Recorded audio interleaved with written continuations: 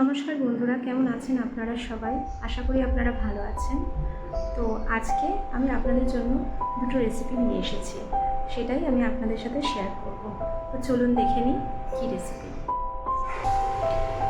তো আজকে আমি বানাচ্ছি মোচা চিংড়ি আর চিংড়ি মাছের বড়া।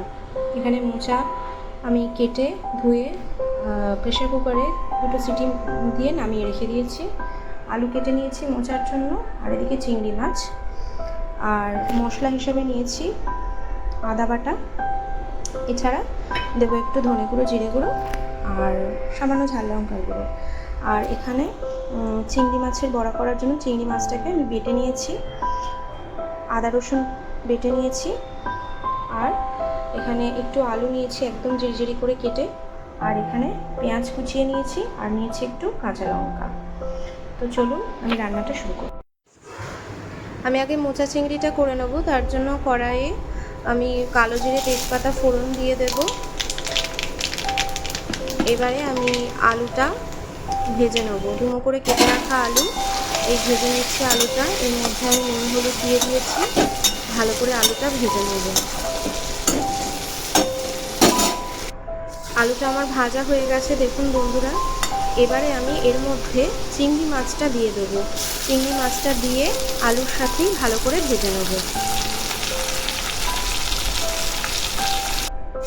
আলু দিয়ে চিংড়ি মাছটা দিয়েও ভেজে ফেলেছি। এবারে আমি মশলাটা অ্যাড করে নেব। এর মধ্যে আদা বাটা, জিরে গুঁড়ো, ধনে গুঁড়ো দিয়ে দিলাম।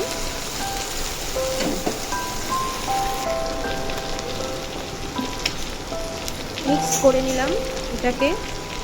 এবারে হলুদ গুঁড়ো দিলাম, নুন দিলাম পরিমাণ মতো, সামান্য ঝাল লঙ্কার গুঁড়ো দিলাম। এবারে ভালো করে মিক্স করে নেব। এর মধ্যে সামান্য একটু জল অ্যাড করে দেবো, যাতে মশলাটা ভালো করে কষে যায়। মশলাটা ভালো করে কষানো হয়ে গেছে। এবারে আমি সেদ্ধ করে রাখা মোচাটা দিয়ে দেবো। মোচাটা দিয়ে দিলাম। এবারে মোচাটাকে ভালো করে কষিয়ে নেব। মোচা কষানো হয়ে গেছে। এর মধ্যে আমি সামান্য জল অ্যাড করে দিলাম।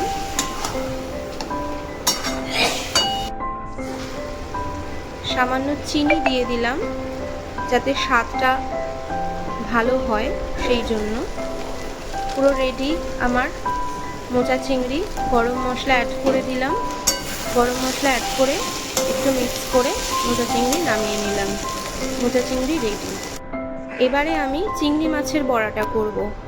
চিংড়ি মাছের বড়া করার জন্য আমি চিংড়ি মাছটা বেটে রেখেছি, আদা রসুন বেটে নিয়েছি। তার মধ্যে ছোট ছোট সরু সরু আলুগুলোকে দিয়ে দিয়েছি, কেটে রাখা যে ছিল যেগুলো। আর পেঁয়াজ লঙ্কা দিয়ে দিলাম, চালের গুঁড়ি দিলাম সামান্য, সামান্য বেসন দিলাম,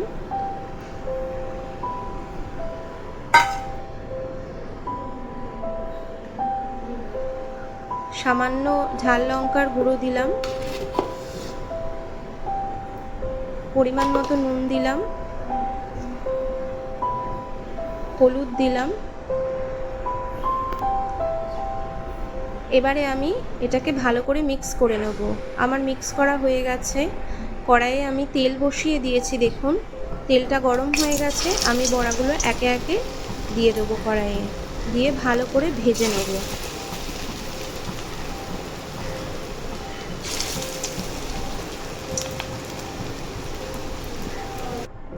দেখুন বন্ধুরা, বড়াগুলো আমার ভাজা হয়ে গেছে। লাল লাল করে বড়াগুলো ভেজে নিয়েছি। আপনারা এইভাবে ট্রাই করবেন, আশা করি আপনাদেরও ভালো লাগবে।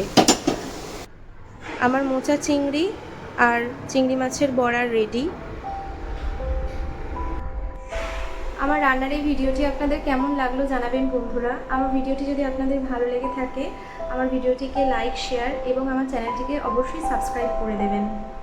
আজকের মতো আসি, দেখা হচ্ছে নতুন একটি ভিডিওতে। ধন্যবাদ।